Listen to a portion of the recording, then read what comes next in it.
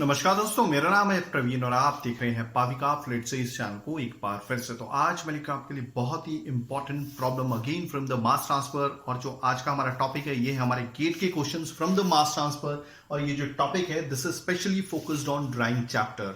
ये जो क्वेश्चन दिख रहा है आपको this is means this question has been asked from the GATE 2001। But आगे बढ़ने से पहले अगर आपने मेरा चैनल सब्सक्राइब नहीं किया तो प्लीज ये आपसे बहुत बड़ी सी रिक्वेस्ट कि आप मेरा चैनल सब्सक्राइब कीजिए, लाइक एंड शेयर करना मत भूलिएगा ताकि मैं ऐसे ही एजुकेशनल वीडियोस आपके लिए हमेशा हर पल लेके आता रहूं।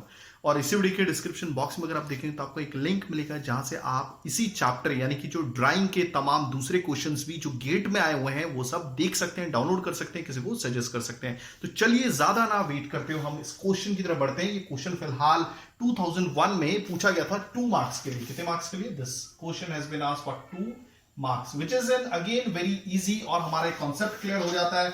अब देखिए इसमें इस क्वेश्चन को हम अपने नेटिव लैंग्वेज हिंदी में समझेंगे, एक एक कॉन्सेप्ट देखेंगे, साथ में लिखेंगे गिवन डेटा। तो मैं यहां पर लिख देता हूं this is our given data.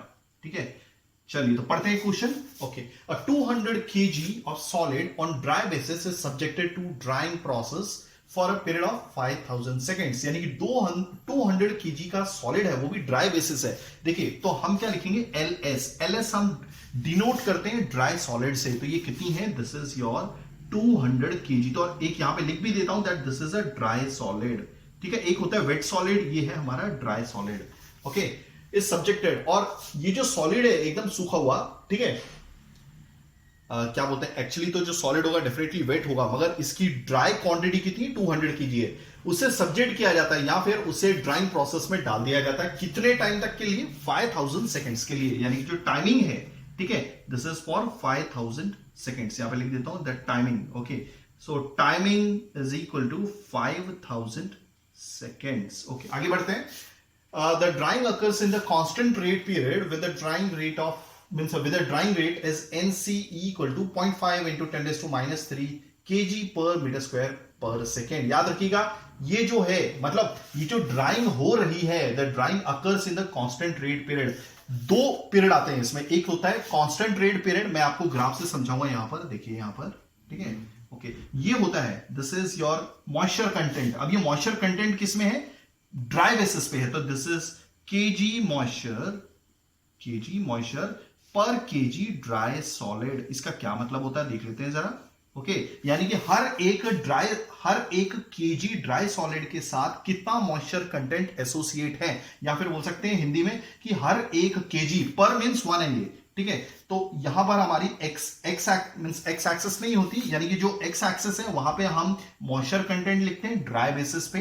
ठीक है, और यहां पे ये इसका क्या मतलब है? एक्स का मतलब है कि हर एक केजी ड्राई सॉलिड के साथ इतना केजी मॉइस्चर कंटेंट हमेशा साथ में रहेगा या एसोसिएट होगा। और इस साइड जो वाई एक्सिस है, इस साइड हम क्या करते हैं? यहां पे हम रेट ऑफ ड्राइंग लिखते हैं, रेट ऑफ ड्राइंग। ठीक है, रेट ऑफ ड्राइंग जिसको डिनोट करेंगे एन से। इसमें एक कांस्टेंट रेट ड्राइंग भी आता है, एक होता है फॉलिंग रेट ड्राइंग भी आता है, जहां पे आर की अलग अलग वैल्यूज होती हैं। ठीक है, मींस एन की अलग अलग वैल्यूज होती हैं। क्लियर हो गया? ओके, और इसकी यूनिट देखेंगे केजी मॉइस्चर पर मीटर स्क्वायर पर सेकेंड। यानी कि हर एक सेकेंड में 1 मीटर स्क्वायर के एरिया से इतना केजी मॉइस्चर एवापोरेट हो रहा है। क्लियर हो गया? और इसका जो ग्राफ है कुछ इस तरह से आपको दिखेगा। क्लियर हो गया? आप देख रहे हैं ये जो वैल्यू है, ठीक है, ये वाली जो वैल्यू है, ठीक है, ये वाली, ये कांस्टेंट रेट पीरियड के टाइम में आती है। यानी कि यहां पर इस दौरान आर की वैल्यू कांस्टेंट ही होगी। मान लीजिए इसकी वैल्यू 5 है, मान लीजिए 5 है, ठीक है, तो ये रहता है, ठीक है, ये वाला कांस्टेंट रेट पीरियड के दौरान आपकी आर की वैल्यू सेम ही रहती है। R is same. हो गया ये भी क्लियर? आर इज सेम हो गया। तो ये जो टाइम पीरियड है हमारा कांस्टेंट रेट पीरियड है, और इस दौरान आपकी जो अगले वाला जो टाइम पीरियड है, ठीक है, टाइम पीरियड बोल सकते हैं, यहां से लेकर यहां तक, इस दौरान आप देख रहे हैं आर की वैल्यू अलग होती जा रही है, छोटी छोटी हो रही है। देखिए 5 सपोज 4 आ गया, फिर 3 आ गया, फिर 2 आ गया, यहां पे 0 आ गया, और लगातार आपका मॉइस्चर कंटेंट भी घटता जाता है। तो आई होप आपको चीजें समझ में आ रही होंगी। तो अब हम ये लिख देते हैं कि जो ड्राइंग हो रही है वो कांस्टेंट रेट पीरियड में हो रही है with the drying rate as NC. यानी कि देखिए यहां पर जो क्या बोलते हैं, रेट ऑफ ड्राइंग दी गई है, यानी कि एन की वैल्यू वो कांस्टेंट रेट पीरियड के दौरान दी गई है, तो यहां पर हम साफ साफ लिख देंगे एन सी। एन मतलब रेट ऑफ ड्राइंग, ठीक है, क्लियर हो गया। एन जो यहां पर है, देखिए जो ग्राफ होता है ना हमारा आर वर्सेस एक्स वर्सेस होता है, जिसमें moisture content with respect to rate of drying दिखाया जाता है, ठीक है। तो यहां पर जो एनसी की वैल्यू, मतलब कौन सी वैल्यू, ग्राफ के हिसाब से देखिए ये वाली वो वैल्यू जहां पे मैंने डॉटेड किया हुआ है, यानी कि ये वाली वैल्यू दी हुई है। ये तो मैंने यहां पे एग्जांपल के तौर पे 5 लिखा हुआ है, मगर एनसी की वैल्यू कितनी दी है, this is 0.5 into 10⁻³ KG moisture पर मीटर स्क्वायर पर सेकेंड। हो गया ये क्लियर? ओके, तो आई होप आपको चीजें समझ में आ रही होंगी। मैं ये कोशिश कर रहा था कहने की कि जो यहां पे ड्राइंग हो रही है वो कांस्टेंट रेट पीरियड के दौरान हो रही है, मतलब वो इस रीजन में जा ही नहीं रहे, इस रीजन में नहीं जा रहे हैं, उनकी ड्राइंग बस यहां से लेकर यहां तक हो रही है, यहां से लेकर यहां, मतलब यहां से स्टार्ट किया यहां तक आ गए, ठीक है। आगे बढ़ते हैं। The initial moisture content of the solid is 0.2 kg moisture per kg solid. याद रखिएगा, ठीक है, मैंने ऑलरेडी बताया है कि ये जो मॉइस्चर कंटेंट है ये ड्राई बेसिस पे यहां पे यूनिट भी दी हुई है, ठीक है। ओके, तो इनिशियल जब आपका जो मटेरियल था वो गीला था, तो उस दौरान जो इनिशियल मॉइस्चर कंटेंट था, मतलब वो यहां कहीं पर है, कहां पर है, वो यहां कहीं पर। एक काम करता हूं, मैं इसे रेड कलर से बता देता हूं आपको, तो ज्यादा बेटर रहेगा। वो यहां कहीं पर है, और जो वो ड्राइंग कर रहे हैं वो इधर इसी रीजन में रहने वाले हैं जहां पे मैंने रेड किया हुआ है, बस उससे नीचे नहीं जा रहे, ठीक है।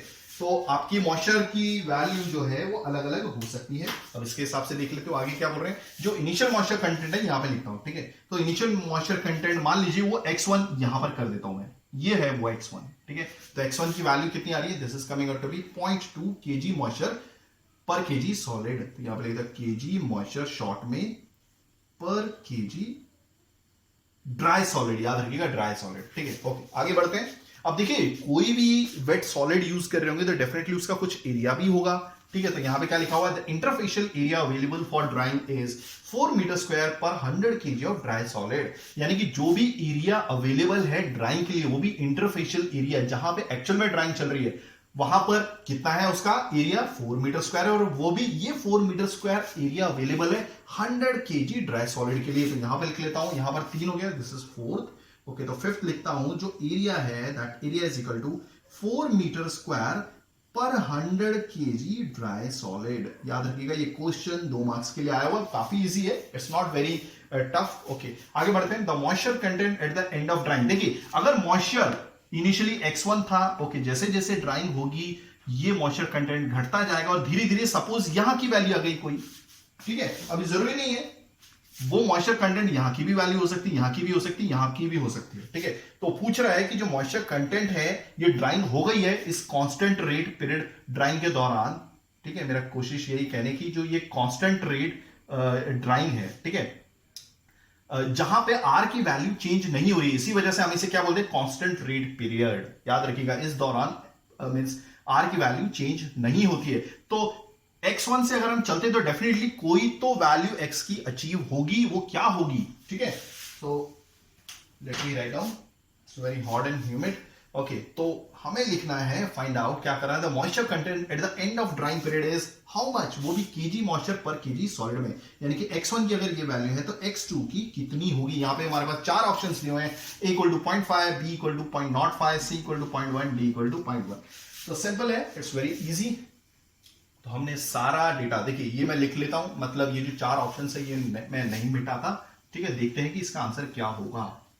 ओके, चलिए तो अब ये क्वेश्चन करेंगे हम, इट्स वेरी इजी। आपको मालूम है ड्यूरिंग कांस्टेंट रेट पीरियड, देखिए हमारे पास अलग अलग इक्वेशन होती है। जब हमारी ड्राइंग कांस्टेंट रेट पीरियड के दौरान चल रही होती है तो हमारा जो फॉर्मूला होता है टाइम निकालने का, देन योर एनसी निकालने का, एनसी तो आपको मालूम है वो कांस्टेंट ही होगा, ठीक है। इस दौरान देखिए इस x की वैल्यू के लिए भी r सेम ही है, इस x की वैल्यू के लिए भी r सेम है, इस x की वैल्यू के लिए भी r सेम है, ठीक है। ओके, तो during constant rate period, during constant rate period, okay, तो आपका जो फॉर्मूला आ जाता है that is your NC equal to ls upon a x1 minus x2 upon t, ठीक है। अब मैं ls के बारे में यहां पे लिख चुका हूं, ये ड्राई सॉलिड है, a जो इंटरफेशियल एरिया अवेलेबल है ड्राइंग के लिए, let me check everything is working fine, या x1 क्या है, इनिशियल मॉइस्चर कंटेंट, हम यानी कि यहां से स्टार्ट हुए थे। x2 जो हमें फाइंड आउट करना है, क्वेश्चन मार्क, और t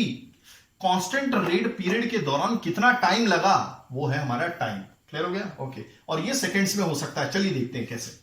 ओके, तो हमें क्या फाइंड आउट करना था, x2, तो x2 यहां पर है, तो एक काम करते हैं, इस टर्म को फिलहाल यहीं छोड़ देते हैं, ठीक है, और बाकी सबको इधर ले लेते हैं। This is NC into area into ये टी भी वहां चला जाएगा, that is T upon L S equal to x1 minus x2। हो गया?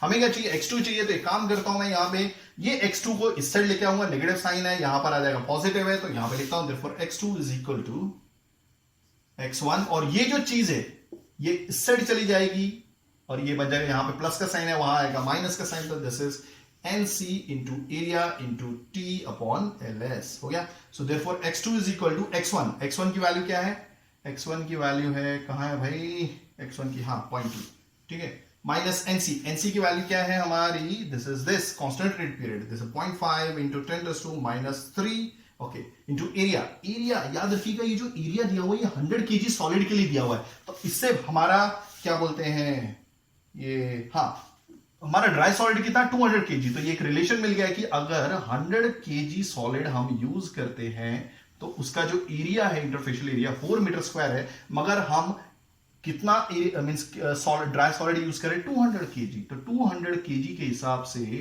ड्राई सॉलिड के हिसाब से कितना एरिया चाहिए होगा, तो 4 मीटर स्क्वायर यहां पे लिखा, ये वैल्यू यहां पे आ जाएगी, ये रिलेशन आया यहां से आया था। ओके, सो ये वाली वैल्यू 100 kg सामने आ जाएगा। ओके, मल्टीप्लाई बाय 200 kg हो जाएगा, तो kg dry solid cancel. Okay, तो ये 20 कैंसिल, तो टोटल हो गया हमारा एरिया 8 मीटर स्क्वायर, जो यूनिट बची तो यहां पे लिख लेता हूं, दिस इज 8। टाइम कितना लगा हमको, ये मतलब कांस्टेंट रेट पीरियड के दौरान 5000 सेकेंड्स। ओके, एलएस क्या है हमारा, ड्राई सॉलिड है, दिस इज इक्वल टू 200, तो आप देखेंगे this is x2 equal to 0.2 minus ये कितना आता है, this is coming out to be, ये अगर आप इसे सॉल्व करेंगे तो दिस इज 0.1, और फाइनली जो x2 आएगा दिस इज अगेन 0.1। अब इसकी यूनिट देख लेते हैं, देखिए 0.2 की यूनिट क्या होगी, ये तो वही होगी, क्या होगी, 0.2 की ये दी हुई है, kg moisture per kg dry solid. अब इसकी यूनिट भी देख लेते हैं, ये वाली की। ओके, एनसी की यूनिट क्या थी, kg मॉइस्चर, ये लिखा था पर मीटर स्क्वायर पर सेकेंड। हो गया? ओके, एरिया की यूनिट क्या थी, मीटर स्क्वायर, टाइम की क्या यूनिट थी, सेकेंड, नीचे ड्राई सॉलिड है, kg ड्राई सॉलिड। हो गया? So metre square goes second goes क्या रहेगा, kg moisture per kg dry solid, तो इसकी भी यही आएगी value, unit kg moisture per kg dry solid. I hope आपको चीज समझ में आ गई होगी, तो हमारा आंसर सी इज करेक्ट। तो आपको मिल गए 2 मार्क्स। आप ऐसे ही मेरे साथ जुड़े रहिए, ताकि मैं ऐसे ही एजुकेशनल वीडियोस आपके लिए हमेशा पर लेके आता हूं। थैंक्स फॉर वॉचिंग, धन्यवाद, थैंक यू।